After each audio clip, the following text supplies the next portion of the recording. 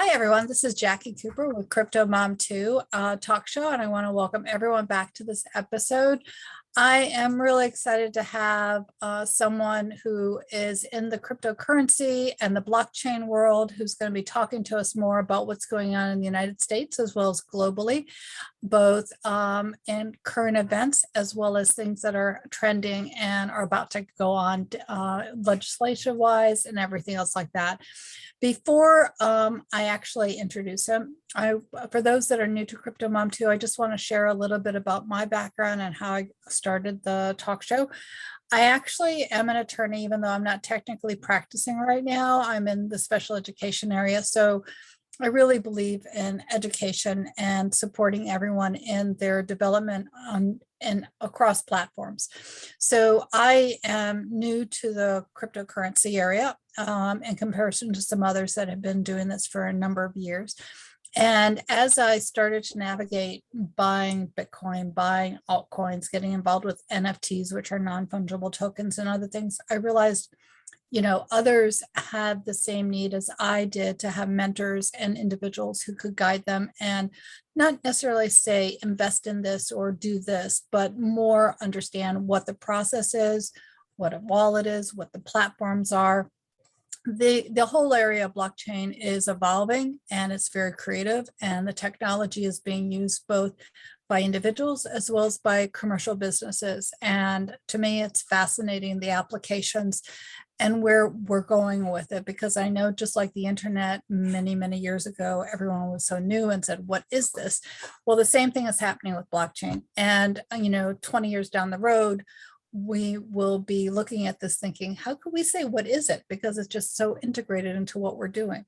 So with that, I want to introduce Lee. How are you doing today? I'm doing well, Jackie. Thanks for having me on the show. So why don't you go ahead and more fully introduce yourself and the Blockchain Council and where you're located, and feel free to mention your website so that way those that are listening or watching the video, they can hop on and also become involved.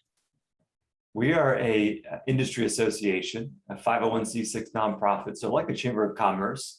Our website is texasblockchaincouncil.org, and we do two main things. We do public policy research and advocacy and educate public policy makers and lawmakers. And we also do your traditional industry association activities for member companies around like business development and marketing and connecting them to potential clients and customers and future investors or employees or things of that nature.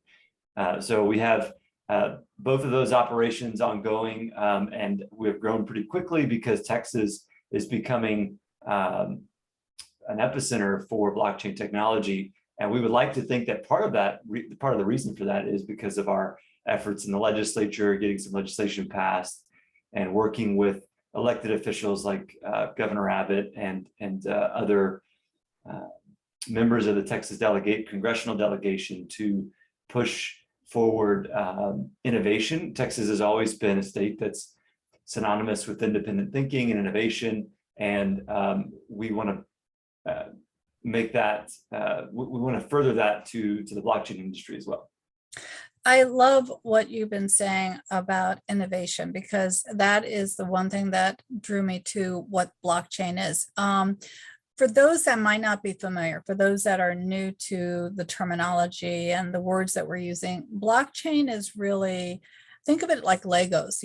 One thing is connected to another, and there's a lot of mathematical coding that goes on within computers, though individuals create them. You're going to hear terms like smart contracts. You're going to hear a lot of different things. And I know you are, as a council, you are both for education and innovation. How do you educate people who are new to this area, businesses, as well as, individuals make up businesses, but how do you educate them? Do you have classes? Do you have like a newsletter? How are you doing that? Because that's really the foundation. We have three primary ways that we educate. One is through in-person events like the summit that we had in Austin, or networking events that we host in different cities like Houston, Austin, and Dallas, where we have subject matter experts come in and give classes. We also have written material and digital material. Obviously, we have a PDF deck that was put together by the Digital Chamber of Commerce, and we supported that effort by creating a Texas edition of the Legislators Toolkit that we've used to educate elected officials and policymakers. It's about a 30-page document, so it's lengthy, but it also has like a glossary of terms and like some Texas-specific elements to this industry. And so those are two ways. And the third way is we connect our members, and not even really our members, because our members come to us pretty well educated already. They may, be an expert in like Bitcoin mining, and they want to learn more about some other kind, type of blockchain, maybe like DeFi or something like that. But really, we educate people that are new to the space a lot more than we educate our members, because our members are already joining because they're already operating businesses in this space. They're pretty, and typically they're our teachers. But we also point people to quality educational content that we're made aware of. That's probably most likely it's unaffiliated to us. We just are familiar with groups like Coin Center and the Linux Foundation and a bunch of other entities that really don't have a dog in the fight. They're not trying to shill anything. They're just providing good quality educational content. So you talk about two different populations, those that are new and then those that are within the business. But one of the other things that I wanted to ask you about before I talk about the individuals who are in the business, you said Texas specific. So explain to me, how are things different in terms of the blockchain or legislation in Texas? Why did it have to be state oriented like that? It's a great question. And part of it is because the federal government has given a little bit of guidance, but really not enough. And there's aspects of this technology that is regulated by the federal government, aspects that are regulated by the state government. Of course, the SEC and the CFTC, IRS, and Treasury have quite a bit to say about crypto. And that's kind of what catches the headlines. But what you may not know is the Texas Department of Banking, or the departments of banking for the other 50 states for that matter, have a pretty strong say about money transmission licenses within states. Various Texas state security boards also are able to conduct enforcement actions. And most importantly, each state has its own business law, Uniform Commercial Code. And those are generally, as the name would suggest, uniform across all the 50 states. But sometimes one state will jump out ahead and change their business law around a certain innovative technology. And that's what we did in Texas. We changed business law around virtual currencies. How do you control them? How do you perfect a security interest in them? And so House Bill 4474 in Texas really put Texas on the map, along with Wyoming. Of course, Wyoming has a ton of great legislation as well. So I would say it's about 50-50, probably 40-60 actually, as far as when people think about regulatory environment, 40% is state controlled and 60% is federally controlled. So I know a little bit about Wyoming. So with Texas, is it very proactive in terms of being positive towards the development of this technology? And how did that law change or implement certain things that make it more positive towards this type of area? Recently, Texas, the legislature, the governor has been very supportive. Even the banking commissioner, Mr. Charles Cooper, has also come out and said that Texas charter banks can custody crypto, which is a pretty big deal because only a few states have explicitly said that. Of course, Wyoming has that special purpose depository institution, that speedy charter that a few banks have acquired there, like Avanti. But furthermore, I would say that the law itself sends a pretty clear signal to institutional investors like pension funds and things that it's safe to engage in this innovation, especially like we're getting interest from Texas pension funds from different organizations, from like the teachers union or the Texas Teachers retirement, municipal retirement, whatever that's TMRS, I think is what it stands, is the acronym. To get technical on you, what the law actually does is it defines what a virtual currency is. It defines how you control it through multi-sig or, just a traditional cryptographic key. And it defines how to perfect a security interest in a virtual currency. So if you have Bitcoin and you're lending it out, or say you're taking Bitcoin as collateral and you want to perfect your security interest in case of default from your lender, you now can perfect your security interest simply through possession of multiple, 2 of the 3 keys if it's a 2 of 3 situation, or 3 of 5 if it's a multi-sig type of arrangement. So that provides a lot more streamlined business interactions, regarding cryptocurrency. It allows traditional businesses to be much more engaged. That's really interesting to me, being a lawyer in my background, just to hear all the various ins and outs of this. Let's switch over to the businesses that are actually involved in the council or are using your knowledge base to have them expand their areas, both service-wise and product-wise. Are they traditional? Are they, who consists of your membership? Great question. We have a mix. We're a pretty broad organization. We have traditional companies that are in this ecosystem that maybe have a portion of their business dedicated to blockchain and crypto, like law firms and accounting firms, private equity groups, and things like that. We have blockchain native and crypto native companies, a lot of Bitcoin mining companies, platform companies like Hedera, Hashgraph, or I'm trying to think of some other, we have a couple proof of stake companies, quite a few proof of work companies, and then we've got some trading companies that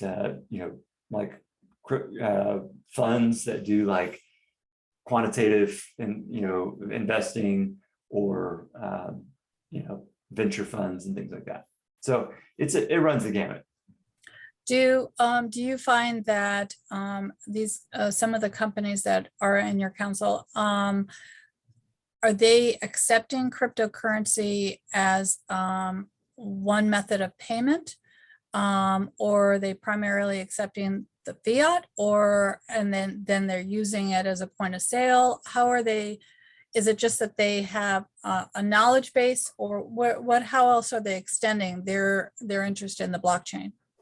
A lot of them just have clients in the blockchain space. The law firms and accounting firms have a ton of clients in this space. The private equity firms and venture firms are looking, or venture funds are looking for deal flow and looking to be introduced to entrepreneurs. We do have a lot of companies that are using this in business operations. Of course, we accept crypto as payment for membership dues. A lot of our companies pay and accept with crypto. Of course, that would be natural given the kind of companies that we interact with. So if you took us as a sample, we're very heavily weighted towards, crypto engagement and accepting crypto. The broader landscape is much more sparse, if you will, but that's how it plays out generally. So where do you see the trend of this area going in terms of, are there councils like yours in every state, or just a handful of states? Are there other blockchain councils? There are about 25 state associations like ours in other states at varying levels of maturity. We are probably in maybe the top 5 or so as far as we've been around. We're sort of mature, we've grown. North Carolina has a very strong association. Florida has a very strong association. Wyoming, the Cascadia region, California. So I would put Texas kind of in that group of Florida, California, Washington, which is kind of Cascadia region, and then North Carolina is very sort of advanced. And then you've got a lot of newer state associations in places like Pennsylvania and Arizona, Colorado. Colorado's actually been around for a while. and I could go on. So about 25 states in total. And, some of the states that aren't present are traditionally, or as you would imagine, some of the smaller states. Like I'm not aware of like a Rhode Island or a South Dakota association, but there are definitely associations in states that make up probably at least 85% of the US GDP, given that Texas and California and Florida and all those states are a part of it. So how did your association council get started? Who founded it? I actually founded it about a year and a half ago, almost 2 years ago now. I was a political science professor at the time and saw a gap in the market, just was disappointed in the way that cryptocurrency companies were engaging the political class. And I felt like the narratives that were being set were a little unfair to the industry. And I'd been in the space for years as an academic, as a political science professor. I researched blockchain for property rights and real estate transfer.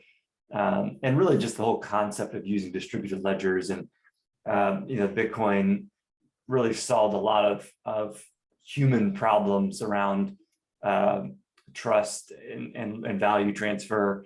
So I've been interested in the space for a long time, and I dove into that. This is sort of a way that I can contribute. So I've got a political background, and I'm not a technical person, so I'm not a developer. I don't write smart contracts or code in Solidity or Java or anything like that. So this is a good way for me to contribute to the industry, and we've grown really quickly, and happy to be able to create some jobs around the narrative setting and policy portion of our industry.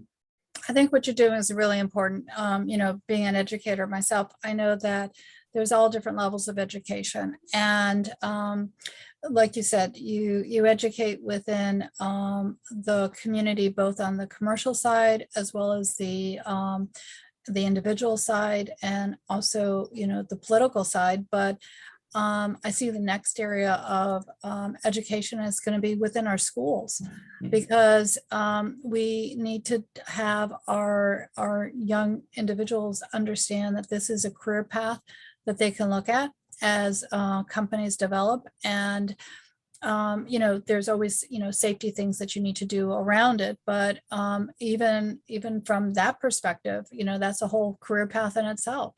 So I'm excited as an educator to learn more about this space, so I can bring it to the kids that I'm teaching, just to kind of open up their eyes and have them kind of explore it down the road.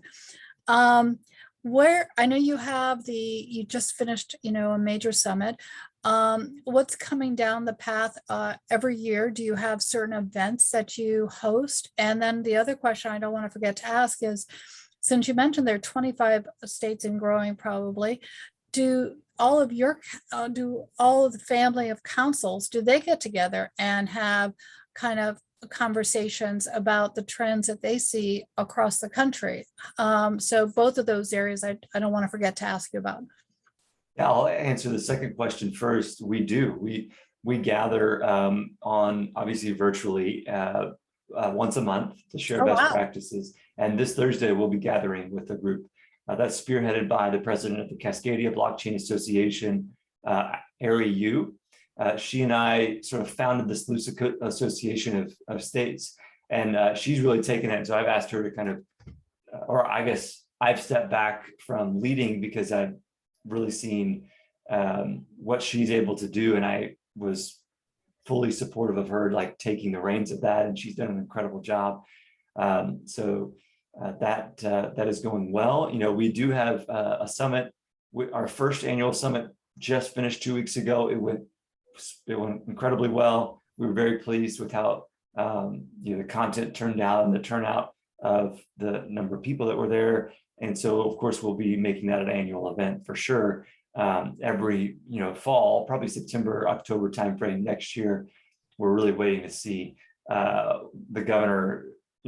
When the governor gives us a date when he can come speak, that's the date that we're going to lock down and do the summit on that day. And we do other events. We do networking events and business development events in Houston and Austin and Dallas. So why around don't the you state. mention again your website so individuals can reach out to you.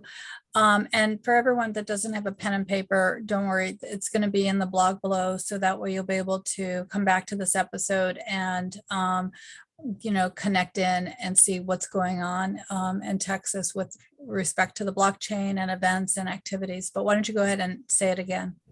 Yeah, we're at texasblockchaincouncil.org. And I'm on Twitter at Lee_Bratcher. And the TBC is on Twitter at TXBlockchain1. That's great. That's great. One other question before we wrap up, even though I know we're going to have continuing conversations because you've raised a lot of things that I would like to have in future episodes, including your background, and how you were, researching different areas. That's a whole nother conversation that can, be an episode into itself. The Bitcoin area, the mining area. I'm a Bitcoin miner. The company that I'm associated with is VBit. They're based out in Pennsylvania and Philadelphia. They're eco-friendly, which is one reason why I wanted to associate myself. And they're also not cloud-based, they're rigs. So for those that, are just listening and new to this, there are different ways you can go. I personally wanted to have a physical rig, not at my house, but, one that I was associated with, because I just think that is probably long-term better, but that's my own personal opinion. The Bitcoin mining that's going on in Texas, are they looking at green energy or there's a lot of sometimes, whether it's true or not, there's a lot of controversy, about the mining side. But what's going on in Texas with that? Yeah, we actually have a ton of increased appetite for power, which is actually good for the grid stability in Texas. So when you expand the base load demand, especially if it's an interruptible load like crypto, like Bitcoin mining, Bitcoin miners in Texas are able to turn off within 5 seconds anytime demand starts to peak. So it really shaves the peaks off of those demand, duck curves, as they call them. So it's really great for the grid, and it does create sort of a new economic model for the development of wind and solar. So it provides incentives for wind and solar development because it's a built-in customer right there next to the wind farm or solar, solar field. So it's a really great development in Texas, and all levels of government are excited about it. Democrats and Republicans. It's it's easy to get behind when it's a win-win. Yeah, I agree with you on that. Any last minute thoughts? I know we've talked about a lot, but I want to make sure that you, if you were thinking about anything that you want to announce or share, that you have that opportunity before we wrap up this episode. Jacqui, I appreciate the opportunity. I can't think of anything off the top of my head other than just stay on the lookout for, Texas coming in a big way, trying to become the jurisdiction of choice for blockchain innovation. And I look forward to learning more from you and your organization about this area, because again, everyone who's listening, it's important to become involved in your local community as well as the global community, and to educate everyone so we all can move forward in a way that's positive and productive, for this blockchain community. There's so much new technology and creativity behind it. So I agree. Thanks, Jacqui. Thanks for having me on. thanks, Lee. I'll talk to you soon.